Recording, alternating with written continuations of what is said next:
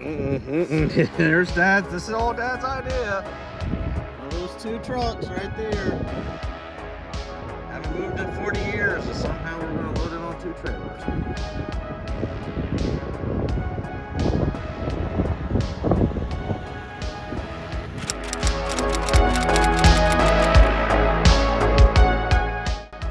After pulling the trucks out of the holes they were in, I literally turned around my Toyota to realign the trailer, and I could not get the transfer case out of 4 low.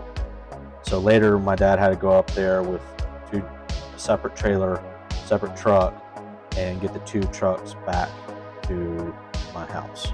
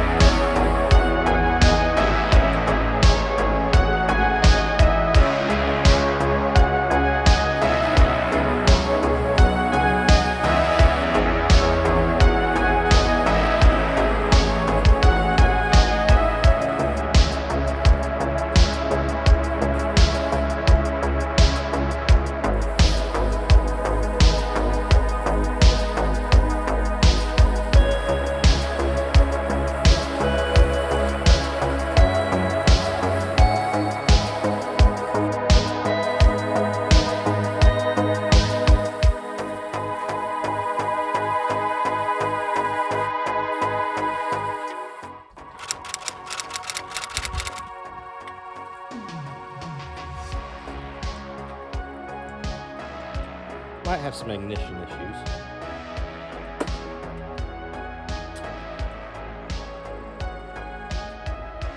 At some point they were worried about a rat.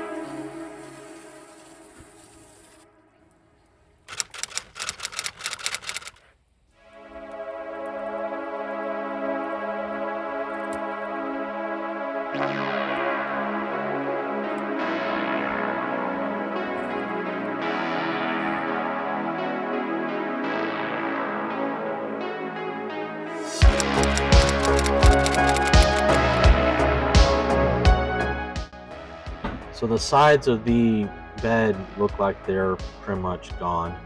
The wood is just completely almost dust. The metal is in good shape on the flatbed. And when you look underneath it, I guess the metal was put on top of a wooden flatbed at some point. And this wood actually looks in decent shape, minus a couple spots. Tires need to be replaced. Wiring needs to be replaced. There's a couple rust holes on the passenger side, one there in the fender and one through the door that went all the way through, inner panel, outer panel.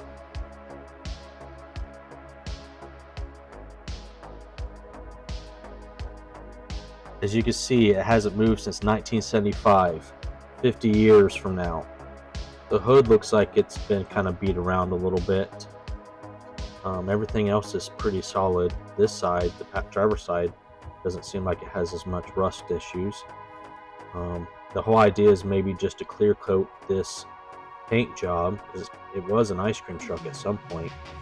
Frame looks in good shape. The engine seems like could be in great shape. Just have to see. That's the system for the two gear shifting rear axle.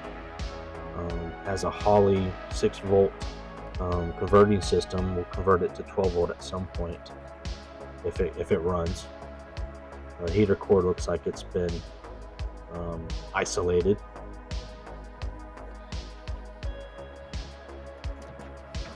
Seat seems like it's in good shape. Stinks from the rat poo. Glove box was disintegrated. No radio. Steering wheel's cracked, but I'm gonna expect it. Had a bunch of dirt in this little pocket, but the gas tank looks like it's in good shape. I'll have to put a bore mic in it to see how rusty it is. Of course, the floor panel will probably need to be replaced or patched. Gear lever is in free. It looks like it goes in a gear. And even the e-brake there on the transmission seems like it works.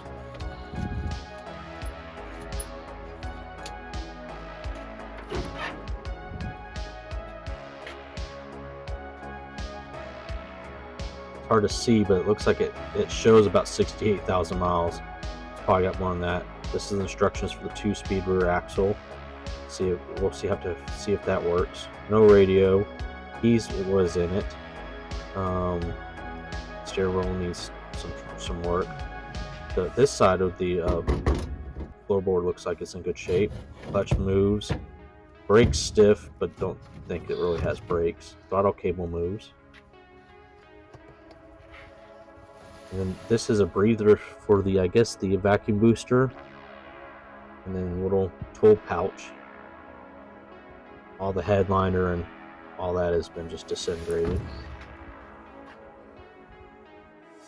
All the windows need to be replaced, but the back window. Anybody have any idea where I could get that? Let me know. There's the 2-speed rear end with big diaphragm from the vacuum to operate it. Exhaust might have a leak or two. Driveline seems tight. Not too many clinks or clunks from it. I just need some grease. Rear end definitely has some backlash to it. There's the vacuum booster for the brakes. Definitely want to try to get that working because I know these big old drum brakes are going to be hard to stop just with the manual master cylinder. All the wiring looks like it's just been chewed up. And then there's an inch of just dried up grease. It looks like it's coming from the transmission. Could be coming from the motor, but the motor actually doesn't have really much on it. Gonna have to figure out where that leak's coming from because that's massive amount of grease. But it's been sitting so long that I could probably just take a putty knife and just kind of peel most of that off. The frame looks like it's in good shape.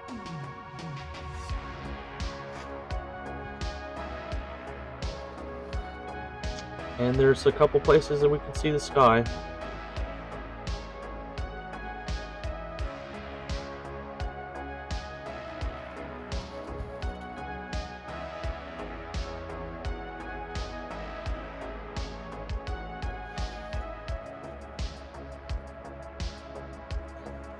Here's looking at the front of the engine. As you see, the engine's pretty greaseless. That's the drain for the radiator. It didn't have any water in it. I'm hoping it just evaporated out or leaked out. Steering box. Everything looks like it's in okay shape from a mechanical perspective, from a chassis perspective. I don't think it has any shocks on it. Here's pulling the dipstick. Oil actually looks somewhat decent for sitting for 50 years.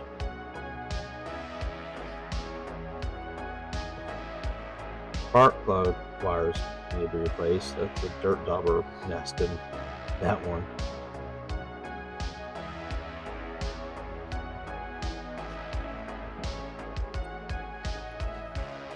Throttle linkage looks like it can move freely.